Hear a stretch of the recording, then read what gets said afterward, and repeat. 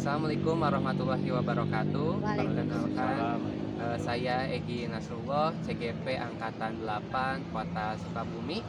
Pada kesempatan hari ini, saya akan mengerjakan tugas demonstrasi kontekstual modul 3.1, yaitu pengambilan keputusan berdasarkan nilai-nilai kebajikan. Pada kesempatan hari ini, saya akan mewawancarai Bapak Dr. Haji Kohar Padesa MPD sebagai Kepala SMAN 5 Sukabumi. Assalamualaikum warahmatullahi wabarakatuh. Waalaikumsalam warahmatullahi wabarakatuh. Selamat sore Bapak. Selamat sore Pak Egi. Mohon maaf mengganggu waktunya Pak. Ya, nggak apa-apa. Ya Pak, pada kesempatan ini saya ingin mewawancarai Bapak mengenai tugas demonstrasi kontekstual Ya, modul 3.1 tentang pengambilan keputusan dengan nilai-nilai kebajikan. ya. Ya Bapak, tentu saja Bapak selama menjadi pimpinan telah banyak mengambil kebijakan atau keputusan. Izinkan saya bertanya mengenai bagaimana Bapak melaksanakan praktik pengambilan keputusan tersebut, Pak. Yang pertama, Pak, Ya, ya. selama ini bagaimana Bapak Kepala dapat mengidentifikasi kasus-kasus yang merupakan dilema etika atau bujukan moral, Bapak? Masih Pak Egi ya. Saya melihat dari segi hukum, apabila kasus tersebut melanggar hukum, maka sudah tentu benar lawan salah. Namun jika masih bisa dikatakan benar lawan benar, maka dilema etika. Ya, dengan cara menganalisis apakah keputusan yang akan diambil antara benar versus benar atau versus salah, ya, itu bujukan moral ya. Atau benar versus benar, itu adalah dilema etika. Ya. Kalau dilema etika lebih menekankan pengambilan keputusan yang tepat dan bijaksana, karena tidak ada keputusan yang salah di dalamnya. Sedangkan bujukan moral antara benar dan salah kan. Oh, Bapak. Jadi lawannya benar versus salah. Ya. Terima kasih Bapak. Berikutnya, Pak. Ya. Selama ini bagaimana Bapak menjalankan pengambilan keputusan di sekolah, Ya. terutama untuk kasus-kasus di mana ada dua kepentingan yang sama-sama benar Ya. atau sama-sama mengandung nilai kebajikan, Bapak? Ya. Masih pagi ya. Sebelum keputusan diambil, terlebih dahulu dikumpulkan fakta. Siapa yang terlibat, menganalisis benar salahnya, membuat alternatif solusi dan membuat keputusan, kemudian merefleksikannya serta kesemuanya harus dibawa ke dalam doa. Diawali dengan penelusuran masalah, kemudian mengidentifikasi masalah, hingga terbentuklah kesimpulan, dan dari kesimpulan inilah sebagai dasar dalam pengambilan keputusan.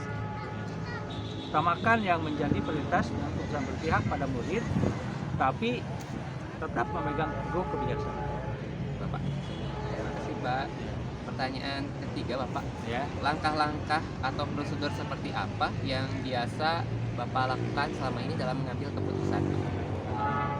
penting kita menentukan penyebab permasalahan, ya, menentukan siapa yang terlibat, berdiskusi dengan warga sekolah, Peggy, ya, membuat beberapa solusi keputusan, menimbang lagi dari berbagai sudut pandang sebelum memutuskan. Dan setiap keputusan lakukan dibawa dalam kesimpulan, mengidentifikasi masalah, mengklarifikasi tujuan khusus yang diinginkan, memeriksa berbagai kemungkinan untuk mencapai tujuan dan melakukan keputusan. Berikutnya, mengidentifikasi masalah, kemudian melakukan diskusi dengan pihak yang terlibat untuk mengambil keputusan yang terbaik. Itu bagi ya. Ya, Bapak. Terima kasih, Pak. Ya. Pertanyaan berikutnya, Pak. Ya. Hal-hal apa saja yang selama ini Bapak anggap efektif dalam pengambilan keputusan pada kasus-kasus dilema etika, Pak? Dengan menelaah siapa yang terlibat, ya. Sifat urgen kasus dilema dan pengambilan alternatif diskusinya yang penting itu. Ya. Kemudian membayangkan sosok panutan untuk pengambilan keputusan secara bijaksana dengan mempertimbangkan situasi dan kepentingan yang terbaik. Ya. Pak. Lalu berikutnya, Pak, hal-hal apa saja yang selama ini merupakan tantangan bagi Bapak Ya. dalam mengambil keputusan pada kasus-kasus dilema etika? Ya. Dan diantaranya yang pertama adalah mencari keputusan yang terbaik, karena keduanya merupakan masalah yang sama-sama, ya. Yang sama-sama benar, yang harus menguntungkan kedua belah pihak. Yang Berikutnya, keputusan diambil terkadang melanggar prinsip-prinsip keadilan bagi anggota yang lain, karena seolah-olah seperti ada perlakuan yang istimewa dari pihak pengambilan keputusan itu sendiri. Pak. Ya, Pak. Lalu dari pengambilan keputusan itu, apakah Bapak memiliki sebuah tata kala atau jadwal tertentu dalam menyelesaikan kasus dilema etika? Apakah ada Bapak langsung menyelesaikan di tempat atau membutuhkan waktu untuk menyelesaikannya, Pak? Jika masalahnya biasa, maka langsung luruskan. Tapi jika masalahnya berat, maka dilakukan proses seperti yang dijelaskan di poin 3 tadi ya Bagi ya. Nah, itu sesuai dengan tingkat kompleksitas kasus yang terjadi. Juga seringkali dilakukan pada saat itu juga. Tapi ada juga masalah yang memang harus diselesaikan pada jadwal tertentu dan sesuai dengan keberpihakan kepada siswa. Itu pentingnya Bagi ya. Ya, Bapak. Lalu, adakah seseorang atau faktor-faktor apa yang selama ini mempermudah atau membantu Bapak dalam pengambilan keputusan dalam kasus dilema etika, Pak? Itu selalu mengajak warga sekolah, stakeholder, wali murid, orang-orang yang memiliki kedekatan dengan permasalahan pihak yang terkait dengan permasalahan dan aturan yang berlaku dari yayasan, serta pola pikir dari tokoh yang didolakannya. Warga kepala sekolah, keluarga, dan pihak-pihak yang terkait dalam suatu permasalahan. Ya. Pertanyaan terakhir, Pak. Ya. Dari semua hal yang telah disampaikan, pembelajaran apa yang dapat Bapak petik dari pengalaman Bapak mengambil keputusan dilema etika ini, Pak? Itu saya menjadi lebih bijaksana dalam menganalisis sebuah permasalahan untuk jadikan pertimbangan menentukan solusi. Setiap pengambilan keputusan harus dilakukan sesuai dengan nilai kebijaksanaan dan berpihak kepada siswa. Dan yang paling penting adalah setiap pengambilan keputusan pasti akan memiliki risiko. Maka dari itulah buatlah suatu keputusan yang paling meminimalisir risiko yang akan terjadi. Itu baginya. Terima kasih Bapak sama-sama atas waktunya. Mohon bantuannya dalam nanti semoga lancar, semoga sukses Bagi ya. Amin Bapak. Ya, terima kasih Bapak. Sama-sama. Assalamualaikum warahmatullahi wabarakatuh.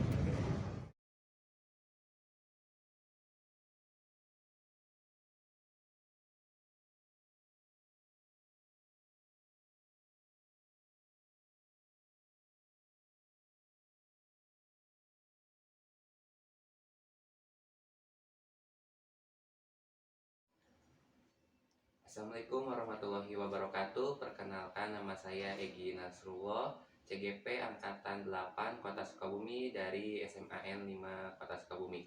Pada kesempatan hari ini saya akan mengerjakan tugas demonstrasi kontekstual modul 3.1 tentang pengambilan keputusan berdasarkan nilai-nilai kebajikan.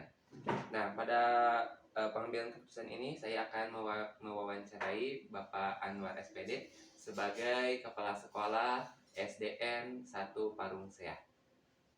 Assalamualaikum Bapak, selamat pagi. Waalaikumsalam, selamat pagi. Ada apa pagi? Ya, begini Pak, pada kesempatannya hari ini saya ingin mewawancarai Bapak dalam tugas modul 3.1 pengambilan keputusan berdasarkan nilai-nilai kebajikan. Tentu saja Bapak selama menjadi pimpinan telah banyak mengambil kebijakan atau keputusan. Izinkan saya bertanya mengenai bagaimana Bapak melaksanakan praktik pengambilan keputusan tersebut. Pertanyaan pertama Pak, selama ini bagaimana Bapak dapat mengidentifikasi kasus-kasus yang merupakan dilema etika atau bujukan moral? Selama ini saya jadi kepala sekolah, memang banyak masalah-masalah, diantaranya yaitu masalah dilema etika ya dengan rujukan moral. Biasanya kalau saya mengambil keputusan itu tidak langsung mengambil keputusan. Kalau moral itu kan sudah betul salahnya gitu. Jadi bisa memutuskan. Kalau memang yang etika bujukan dilema etika itu seperti itu gitu ya. Kalau dilema etika itu harus dengan data-data dulu gitu. Jadi datanya dikumpulkan dari teman-teman yang lain. Gitu, Pak. Lalu selama ini bagaimana Bapak menjalankan pengambilan keputusan di sekolah Bapak, terutama untuk kasus-kasus di mana ada dua kepentingan yang sama-sama benar atau sama-sama memiliki mengandung nilai kebajikan? Begini, saya mengedepankan nilai-nilai yang mengandung kebijakan agar tidak banyak pihak yang merasa dirugikan. Dalam hal ini adalah murid. Jadi saya selalu mementingkan atau mengutamakan kepentingan murid yang bertujuan baik. Jadi dampak positif dan negatifnya itu harus dipikirkan dulu sebelum memutuskan keputusan. Baik, Bapak.